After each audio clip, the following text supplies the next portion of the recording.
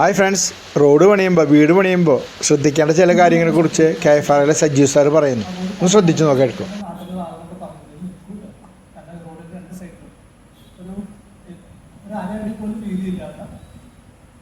മതിലിങ്ങനെ കെട്ടിപ്പൊക്കാണ് മുകളിൽ 2 വശം.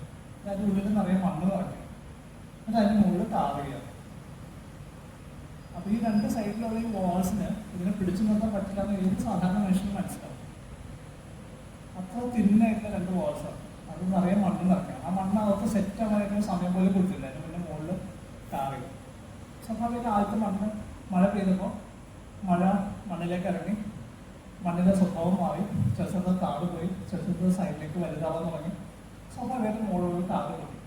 അപ്പോൾ റോഡ് പണി ചെയ്തിരുന്ന ആളുകൾ ഓടി വന്നിട്ട് ആ ക്രാക്കിൻ്റെ മുകളിലൊക്കെ ഒരു പ്രത്യേക കച്ചീൽ ഒഴിക്കാൻ തുടങ്ങി.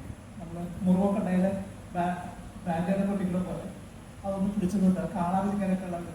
പക്ഷെ അങ്ങനെ നിൽക്കില്ല. മഴ 1.5 ദിവസം പെയ്തിട്ട് ഇനി ഗംഭീരമായിട്ട് മഴ വരാൻ പോവുകയാണ്. നമ്മൾ കാലവർഷം തുടങ്ങാൻ പോകുന്നേ ഉള്ളൂ. കാലവർഷം കഴിയുമ്പോൾ മിക്കവാറും എല്ലാ റോഡുകളും ഇടിഞ്ഞ് താഴെ വീഴുന്നുണ്ട്. എന്തുകൊണ്ടാണ് നമ്മൾ അങ്ങനെ പണിയുന്നതെന്ന് ചോദിച്ചു കഴിഞ്ഞാൽ, നമ്മളിത് സസ്റ്റൈനബിൾ ആയിട്ടല്ല ചെയ്തിട്ടുള്ളത്. സസ്റ്റൈനബിൾ വെച്ചാൽ സുസ്ഥിരമായി നിൽക്കാൻ വേണ്ടിയിട്ടാണ് ഈ റോഡുകൾ ഉണ്ടാവേണ്ടിയത്. പക്ഷെ അങ്ങനെയല്ല നമ്മളത് പണിയുന്നത് അങ്ങനെയല്ല.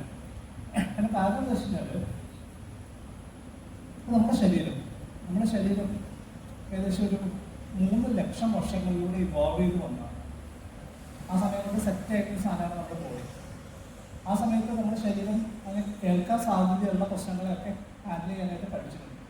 വെയിലായാലും മഞ്ഞായാലും മഴയായാലും വെയിലായാലും ഒക്കെ അത് കൊള്ളാനും അതിനെ മാനേജ് ചെയ്യാനും ബോഡിയുടെ പ്രോസസ്സിന് കുഴപ്പമില്ലാത്ത രീതിയിൽ മാനേജ് ചെയ്യാൻ പറ്റുന്ന തരത്തിൽ നമ്മുടെ ശരീരം ഇവോൾവ് ചെയ്ത് വരാനായിട്ട് എടുത്ത ഒരു സമയം എന്ന് പറയുന്നത് 3 ലക്ഷം വർഷങ്ങളാണ്. 3 ലക്ഷം വർഷം കൊണ്ട് ഒരുമാതിരിപ്പെട്ട എല്ലാ പ്രശ്നങ്ങളും ഈ ഡിസൈൻ നേരിട്ടിട്ടുണ്ട്, അതിന് പിടിച്ചു നിന്നിട്ടുണ്ട്.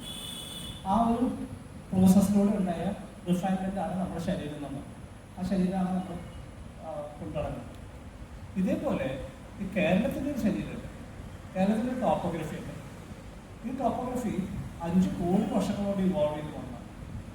ചെറിയ സമയമല്ല, 5 കോടി വർഷം. 5 കോടി വർഷം കൊണ്ട് ഇവോൾവ് ചെയ്ത് വരുന്ന സമയത്ത് അത് കടന്നു പോയിട്ടുള്ള ഒത്തിരി പ്രോസസ്സുണ്ട്. എല്ലാ വർഷവും 2 ഗംഭീര മഴ അത് അനുഭവിച്ചിട്ടുണ്ട്. കാലവർഷമുണ്ട്, തുലാവർഷം.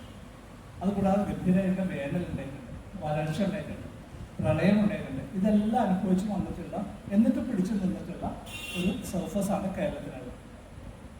അപ്പോൾ ലോകത്ത് ഒരു രാജ്യവും, കൊള്ളാവുന്ന ഒരു രാജ്യവും അവരുടെ രാജ്യത്തിൻ്റെ നാടിൻ്റെ ടോപ്പോഗ്രഫി ഡിസ്റ്റർബ് ചെയ്യില്ല. കാരണം അത് ആയിരക്കണക്കിന് വർഷങ്ങളിലൂടെ സെറ്റായിട്ടുള്ളൊരു സംഭവമാണ്.